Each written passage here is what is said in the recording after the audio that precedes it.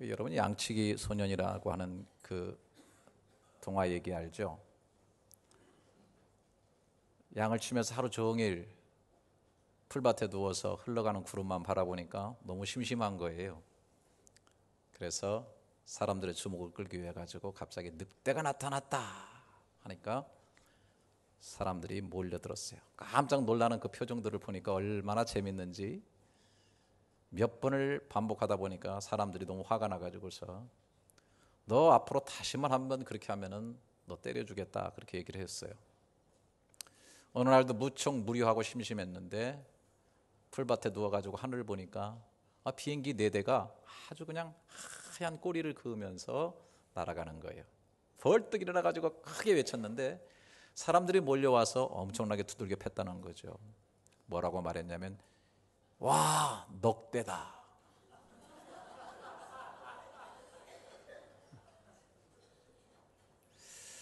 웃으려면 활짝 웃기를 바랍니다. 요즘 참 말을 조심해야 되겠다 그런 생각을 하게 됩니다. 특히 목회자들 또 요즘 장로님들도 참 말을 조심해야 되고, 그러나 참 거두절미하고 어떤 부분만 가지고 왜곡하게 되면 참 무슨 말을 해야 될 것인가 하는 참 힘들어짐을 느낍니다. 이 말하는 자가 굉장히 위축되고 어깨가 처지는 것을 느끼게 됩니다. 앞으로 교회 안에서도 목회자가 옳은 얘기를 하게 될 때 크게 반감을 갖게 하고 또 도전을 받게 되는 그런 일들이 많지 않을까 심히 우려가 됩니다. 이러나 저러나 요즘 참 예수 믿는다는 것이 얼마나 힘들고 또 세상 속에서도 상당히 위축되는 것을 느끼는 그런 시대에 우리가 살고 있습니다. 물론 초대교회 때부터 그랬습니다. 처음 믿은 분들이 다 유대인 크리스찬들이었는데 당시 자기 동족인 유대인들로부터도 비난을 받고 하나님을 망령되게 섬긴다고 핍박을 받았죠. 또 그 이스라엘을 통치하고 있는 그 로마로부터도 주님은 오직 로마 황제 한 분인데 다른 주님을 섬긴다는 것 때문에 죽임을 당하기도 하고 말할 수 없는 고난과 핍박들을 받았습니다. 위축된 삶을 살아야 됐고 그늘진 곳으로 숨어 다녀야 됐고 산속으로 굴속으로 피신해야만 했던 그런 시절들이 있습니다. 물론 거기에 비하면 우리의 상황은 많이 죄송한 형편입니다. 우리들의 위축되고 비난받고 또 사회로부터 욕을 먹는 것은 우리 믿음의 식구들의 잘못이 많고요. 특별히 우리 지도자들의 부족한 점이 많기 때문이라고 생각합니다. 우리가 늘 우리 자신을 돌아보고 회개하고 바로 서야 될 그런 때라고 생각을 합니다. 오늘 본문에 나오는 이스라엘도 매우 낙심되고 위축된 삶을 살고 있었습니다. 이스라엘의 상황도 본인들 스스로 그렇게 만든 부분이 굉장히 많았습니다. 오늘 이 본문은 지금으로부터 2650년 전 스바냐 선지자가 기록한 그런 내용입니다.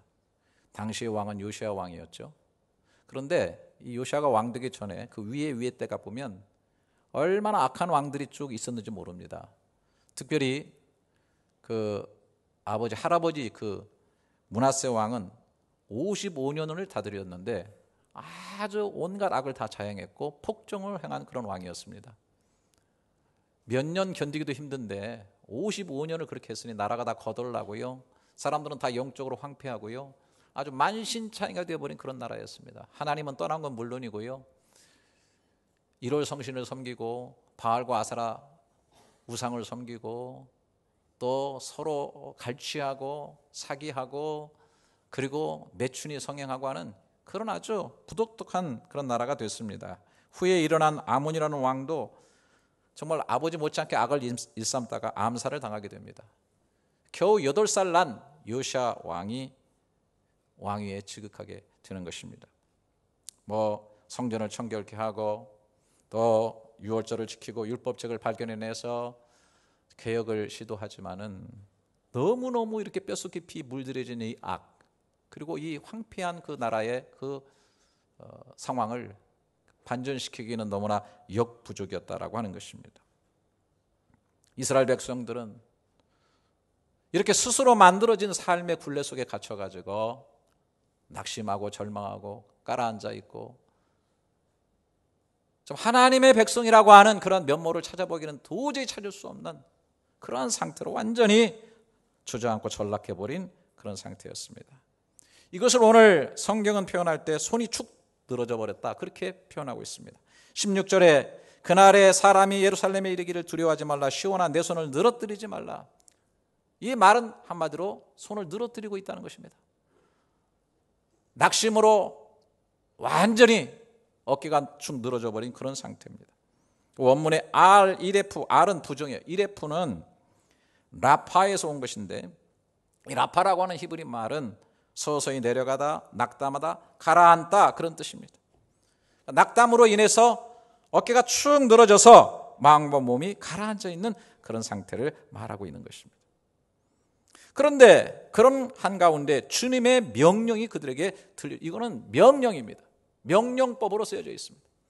14절에 보니까 시온에 따라 노래할지어다, 이스라엘아 기쁘게 부를지어다, 예루살렘 따라 전심으로 기뻐하며 즐거워할지어다. 라니 노래하라, 하리유 기쁘게 소리쳐라, 시메히 기뻐하라, 아레지 즐거워하라. 다 비슷한 말이 반복되고 있어요. 노래하고 기뻐하고 소리치고 즐거워하라네요. 마치 응원할 때 한번 으쌰 이게 아니고 으쌰 으쌰 으쌰 으쌰 하고 힘을 내는 것 같이, 그렇게 하나님께서 응원해 주시는 것과 마찬가지로 계속 명령을 해 주시는 것입니다. 노래하라, 소리쳐라, 기뻐하라, 즐거워하라. 그리고 두 가지를 하지 말라고 얘기하고 있습니다. 16절에 그날에 사람이 예루살렘에 이르기를 두려워하지 말라, 시온아 내 손을 늘어뜨리지 말라. 두려워하지 말라, 알티라이 두려워하지 말라, 이레프 야다이카 너의 손을 늘어뜨리지 말아라. 그러니까 사실 이것도 다 합치고 보게 되면 다 똑같은 거예요. 똑같은 명령이에요. 6번을 통해 가지고서 계속해서 격려해주고 응원해주고 즐겁게 웃으면서 소리치면서 밝게 그렇게 살라라고 말씀해 주고 있습니다. 여러분, 오늘 여러 가지 상황으로 밖의 문제이든 우리 내부의 문제이든 신앙생활을 하다가 문제가 생겼든 내 마음과 삶의 어깨가 쭉 처져 있다고 한다면 오늘 이 말씀을 깊이 경청하는 시간이 될 수 있기를 주님의 이름으로 축원합니다. 왜 주님은 이렇게 강력하게 우리에게 명령해 주시는가? 15절에 보게 되면 여호와가 내 형벌을 제거하였고 내 원수를 쫓아냈으며 이스라엘 왕 여호와가 내 가운데 계시니 내가 다시는 화를 당할까 두려워하지 아니할 것이라, 그렇게 얘기를 했습니다. 여기 헤시룸 미스파트인데 미스파트는 2인칭 복수를 썼어요. 우리 성경에는 그냥 형벌 이렇게 돼 있는 너의 형벌들을 다 제거해 버렸다, 없애버렸다. 피나 오에백라고 썼어요. 피나라고 하는 것은 청소하는 거예요. 깨끗이 치워버렸다. 너의 원수를 다 치워버렸다. 너의 화당할 것을 다 치워버렸다. 여러분, 아주 솔직하게 얘기를 합시다. 사람이 왜 피곤합니까? 왜 힘이 없고 어깨가 축 처졌습니까? 물론 삶이 힘들어서도 그렇죠. 하지만 대부분은 어깨가 처질 수밖에 없는 무거운 돌덩어리가 우리 가슴을 누르고 있기 때문인 것입니다. 깊이 파내려 가면 우리 속에 있는 하나님 앞에 꺼림직한 것, 죄된 것, 허물진 것들이 무게가 되어서 우리를 짓누르고 있기 때문에 그래요. 이것을 시편의 기자는 이렇게 말합니다. 시편 38편 3절에서 주의 진노로 말미암아 내 살에 송한 곳이 없사오며 나의 죄로 말미암아 내 뼈에 평안함이 없나이다. 왜 내 뼈에 평안함이 없습니까? 내 뼈가 평안함이 없으니 왜 메마른 땅처럼 말라지고 황폐해집니까? 내 속에 있는 죄가, 하나님 앞에 바로 살지 못했던 것들이, 당연히 해야 된다고 생각하는 것 하지 못했던 것들이, 해야 되는 것을 하지 않았던 그런 것들이 나를 누르고 있는 것입니다. 물론 이렇게 죄를 지적하고 죄에 대해서 질책하는 것이 사람들을 근본적으로 변화하게 하고 하나님 앞에 살아있는 예배자로 나오게 하지 못하는 경우가 많다는 것을 알고 있습니다. 죄에 대한 결과, 죄에 대한 비참함, 그것의 피곤함, 또 궁극적으로 지옥에 대해서 얘기하는 것으로 사람이 하나님 앞에 잘 나오지를 못합니다. 제가 여기 주변에 청소하다 보면은 많이 발견되는 것이 이 담배과예요, 담배과. 줍다 보면은 징그러워요, 담배과 자체가. 그 앞에 그려져 있는 그림이요, 정말 그 뭘 그린 겁니까? 그게 폐암 걸린 걸 그린 겁니까? 식도암 걸린 걸 그린 겁니까? 아주 징그럽게 짝이 없는. 담배 피우면 그렇게 된다고 경고로 그 그림이 붙어 있는 거예요. 그런데 제가 쓰레기점에서 제일 많이 줍는 게 뭐냐? 담배꽁초예요. 다 알아요, 사람들이. 경고장 보고 다 알아요. 나쁜 거 알아요. 술 많이 먹는 것의 폐해를 알아요. 음주운전하면 어떻게 되는지 알아요. 그런데 그런 걸 질책하고 뭐라고 한다고 해서 경고장 붙인다고 해서 그 경고장 보고 사람들이 변화되는 건 거의 아니라는 것을 압니다. 그럼에도 불구하고 죄가 주는 그 피곤함, 죄의 그 결과의 비참함, 그리고 그것의 낙담, 그것의 고통, 그것의 아픔, 또 최후적인 비참한 지옥에 대해서 얘기해야 되는 이유가 뭐냐? 그것을 알고 이해해야 되는 이유가 뭐냐? 그걸 충분히 알고 이해해야만 십자가를 충분히 이해할 수 있다라고 하는 것입니다.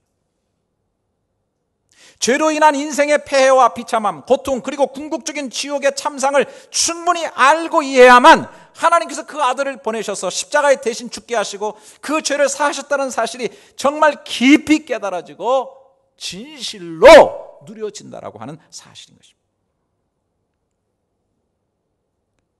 여러분, 귀를 쫑긋 세우고 들으십시오.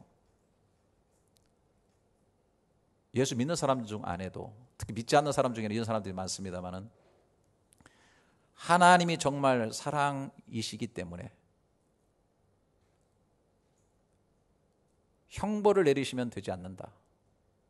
하나님은 정말 사랑이시기 때문에 죄의 대가로 내리는 어떤 비참함이나 고통, 지옥을 주지 않을 것이다라고 믿는 사람일수록 역으로 하나님이 독생자를 주시기까지 우리를 사랑하시고 그분이 죽으신 십자가의 사랑이 얼마나 크고 놀라우신가를 진정으로 알지 못한다고 하는 사실입니다.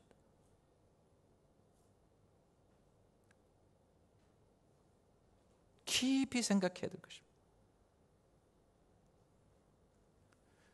정말 죄의 문제에 부딪히고 형벌의 문제에 부딪히고 그것에 주는 고통과 비참함과 우리의 인생의 궁극적인 이 피곤함, 궁극적으로 행복하지 못한 이런 문제에 고민하고 갈등하며 부딪히는 사람일수록 십자가의 의미가 무엇이고 그 십자가로 말미암아 그 죄를 다 제거하시고 다시는 화를 우리에게 주지 않으시고 모든 형벌을 다 거둬 가신다고 하는 이 은혜가 얼마나 큰 것인가를 깨닫게 된다라고 하는 것입니다. 우리는 1차적으로 사망으로 같이 꺼져 내려갈 수밖에 없는 우리에게 묶여진 무거운 죄의 돌덩어리를 다 십자가에서 주님이 대신 지시고 제거하셨다는 이 사실을 깨닫기를 바라고, 그것으로 그 무게로 인하여 축 처졌던 우리의 어깨를 다시 한번 펴면서 십자가에서 베푸신 은혜와 사랑 앞에서 감사하는 영혼의 소생함이 있기를 주님의 이름으로 축원합니다. 그래서 마음속 깊이 이것을 깨닫고 뭐래요? 마음속에 손을 높이 들고 할렐루야! 이렇게 하나님을 손을 높이 들고 찬양하는 거예요.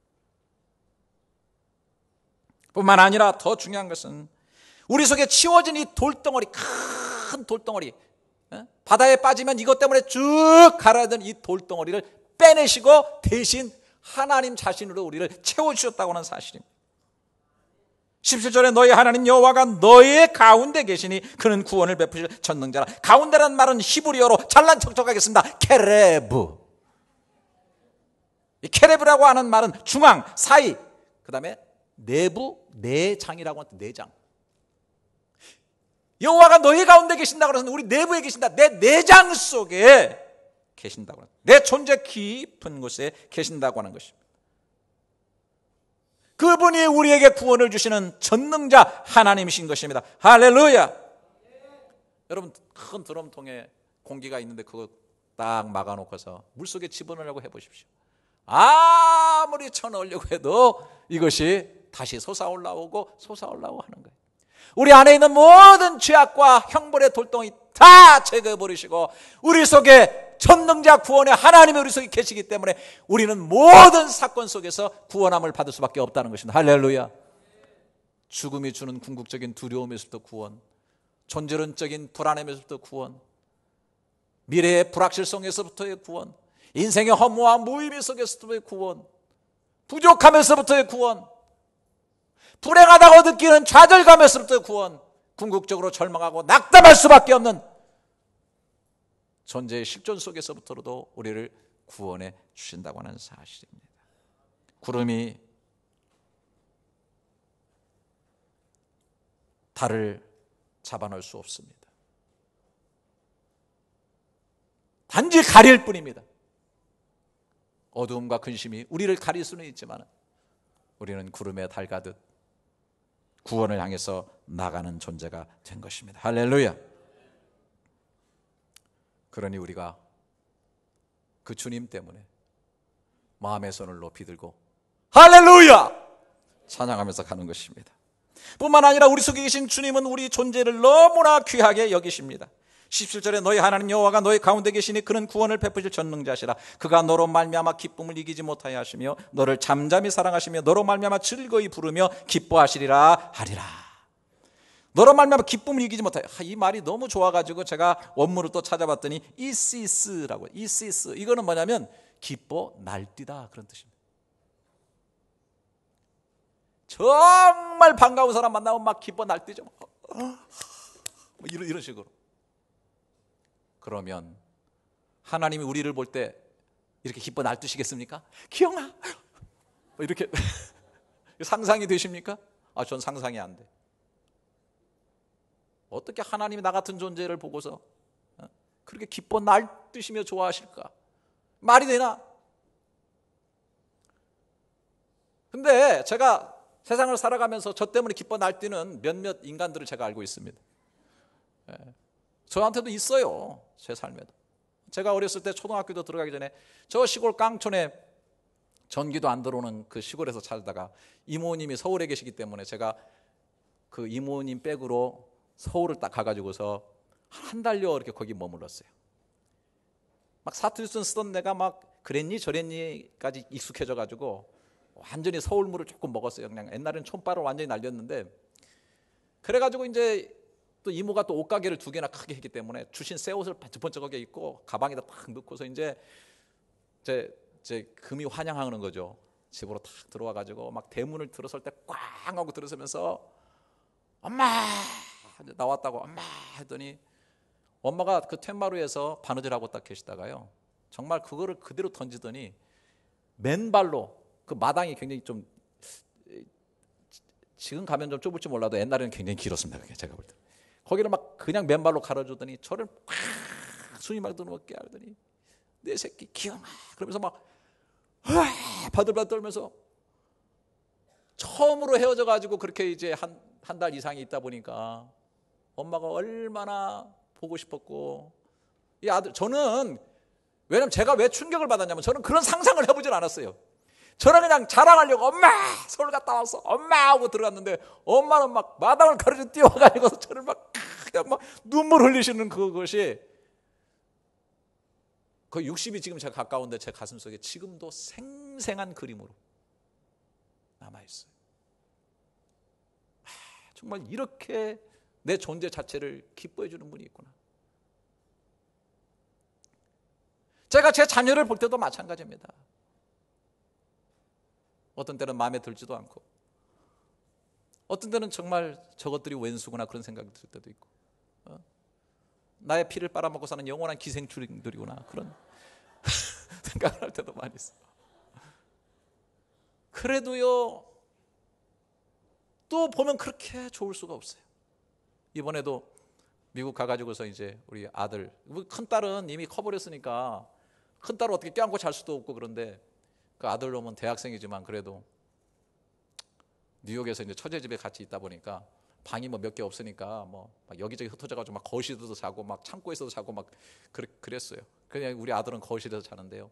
저는 일찍 또 시차도 있으니까 깨가지고 나오면은 거실에 자고 있는 아들 옆에서 조용히 1시간 동안 바라보며 묵상합니다. 이것이 내 아들이구나. 잠자는 모습도 그렇게 사랑스럽고. 그러다가 이제 다시 이불을 이렇게 들추고서 그 밑으로 파고 들어가지고 등을 다 껴안고 이제 같이 2부 잠을 잡니다. 이제 2부 잠을 다 자는데 이놈은 나를 막 미치려고 이렇게 하는데 나는 막 계속 붙어가지고 자는 거예요. 그 따뜻함 얼마나 좋은지 몰라요. 응? 이놈은 아침에 일어나가지고 지 엄마한테 엄마 아빠가 나를 괴롭혀. 그러다 나는 그리고 막 일주일 내내 거의 붙어가지고 가서 자는 거예요. 괜히 나는 내가 좋고 내 속에 치료가 일어나는 걸 느껴요. 이런 걸 보면 뭐 제일 샘내는 게 우리 식구죠. 애들하고만 그냥 엎어져가지고 그런다고. 그때 아내한테 하는 말이 그거죠. 내가 너를 잠잠히 사랑하노라. 여러분 그렇잖아요. 하나님 앞에 우리가 어떤 존재인가. 갈라디아서 보면은 우리가 사역적으로는 하나님 앞에 우리가 종입니다. 주의 종입니다. 그런 얘기를 하지만은 우리가 정말 관계적으로는 예수 그리스도의 보혈을 통해서 우리가 하나님의 자녀가 된 겁니다. 그 피로 말미암아 다시 거듭나서 정말 우리 부모가 살을 찢고 피를 흘려가지고 우리를 낳아준 것처럼 예수님이 십자가에서 살을 찢고 피를 흘려서 우리를 낳아준 하나님께로 난 자, 하나님의 자녀인 것입니다. 할렐루야. 그러니까 하나님 앞에는 우리가 일이라든지 어떤 능력이라든지 뭘로 받아들이기보다는 근본적으로 존재로 받아들이는 것입니다. 우리 존재 자체를 하나님께서 기뻐하시는 거예요. 할렐루야. 왜? 거기에 사랑하는 예수의 살과 피가 있기 때문에. 나는 오늘 또 정말 확신합니다. 지금은 내가 정말 확신합니다. 하나님의 부족하고 연약한 저를 볼 때 기쁨을 이기지 못하시면서 사랑하고 계시다는 사실을 저는 믿어요. 때로는 내가 알지 못하는 가운데 저 깊은 바다처럼 잠잠하게 나를 사랑하신다고 하는 사실을 저는 믿습니다. 이런 사랑을 잊고 사는 나니까 어깨 축 늘어드릴 필요가 없습니다. 다시 한번 마음의 손을 높이 들고 할렐루야 하나님을 찬양하며 살아가게 되는 겁니다. 뿐만 아니라 이러한 가치 있는 존재이기 때문에 하나님은 궁극적으로 우리를 영향력 있는 존재로 세워주십니다. 여러분 20절 잘 아시죠? 내가 그때 너희를 이끌고 그때 너희를 모을지라. 내가 너희 목전에서 너희의 사로잡힘을 돌이킬 때 너희에게 천하 만민 가운데서 명성과 칭찬을 얻게 하리라. 여호와의 말이니라. 칭찬을 받게 하고 이름이 나게 하는, 명성이 있게 하는 그러한 존재로 만드신다고 하는 것입니다. 우리를 사랑하시기 때문에, 우리를 가치 있게 여기시기 때문에 하나님께서 그 일을 하시는 겁니다. 여러분 사도행전 2장을 보면 초대교회의 성도들의 모습이 나타나는데요. 그 전에 주님을 따르던 제자들부터도 예수님께서 십자가에 죽으시고 부활하시는 그 어간만 해도 정말 여기 나타낸 대로 어깨 느려뜨리고 다녔던 사람들입니다. 어깨 축 처져가지고 도망 다니고 이리저리 숨어 다니고 주님 부활했다는 얘기 듣고도 방 안에 처박혀가지고 어깨 쭉 늘어뜨리고 코가 석자나 빠져가지고 그랬던 존재들 아닙니까? 부활하신 주님이 찾아오셔서 만나 주셨습니다. 다시 한번 그 주님을 확신했습니다. 또 베드로 같은 경우에는 축 늘어져 가지고서 다시 고기 잡아러 갈릴리 바다에 갔는데 다시 그를 부르셔 가지고 사랑으로 그를 회복시켜 주셨습니다. 이제 그들은 손을 모으기 시작합니다. 기도의 손을 모았습니다. 마가다라 앞에 성령이 임재했습니다. 그들은 다시 일어났습니다. 그리고 복음을 전할 때 많은 사람들이 모여서 교회를 이루었습니다. 그 내용이 사도행전 2장 42절부터 47절의 말씀입니다. 여러분 잘 아시는 42절에 그들이 사도의 가르침을 받아 서로 교제하고 떡을 떼며 오로지 기도하기를 힘쓰니라. 늘어뜨린 손을 다시 모아서 기도하기를 힘쓰는 손이 되었습니다. 사람마다 두려워하는데 사도들로 말미암아 기사와 표적이 나타났습니다. 이제 믿음을 가지고 그 손을 펴니까 기적이 나타났습니다. 믿는 사람이 다 함께 있어 모든 물건을 서로 통용하고 또 재산과 소유를 팔아 각 사람 필요를 따라 나눠주며 움츠러들고 나만을 향해서 가졌던 그 손길이 아니라 이제 손길을 펴서 다른 사람에게 나눠주는 그런 삶이 됐습니다. 날마다 마음을 같이하여 성전에 모이기를 힘썼습니다. 집에서 떡을 떼며 기쁨과 순전한 마음으로 음식을 먹었습니다. 손을 들어서 하나님을 찬미하였습니다. 그럴 때 온 백성에게 칭송을 받으니 칭찬과 명성을 얻게 하셨습니다. 주께서 구원받는 사람을 날마다 더하게 하십니다. 하나님께서 이렇게 칭찬받고 칭송받는 존재로 만들어준 것은 그 명성과 칭찬에 갇힌 존재가 아니고 그것을 목적으로 해서 사는 삶이 아니라 그것을 넘어서서 그것을 통해서 살아계신 하나님의 사랑을 증거하고 구원 얻는 사람을 많이 모으려게 하는 하나님의 역사와 뜻이 있는 줄 믿습니다. 여러분, 바라옵기는 정말 여러분들의 삶 자체가 비루하고 남루한 그런 삶이 아니라 어느 곳에 던져지는 여러분 정말 칭찬과 명성을 얻는 존귀한 자의 삶이 될 수 있기를 주님의 이름으로 축원합니다. 이왕의 삶을 사실 때 그렇게 사십시오. 그러나 거기에만 갇혀 있지 마십시오. 그것이 최종의 목적지가 아니라 그것을 통해서 구원 얻는 사람이 많아지고 나에게 역사하시는 이 하나님의 역사하심과 사랑을 증거하는 그런 삶으로 나타나는 여러분 될 수 있기를 주님의 이름으로 축원합니다. 하나님이 이런 삶을 만들어 주신다고 약속을 하시니 마음의 손을 높이 들고 할렐루야 하지 않겠습니까? 사랑하시는 여러분,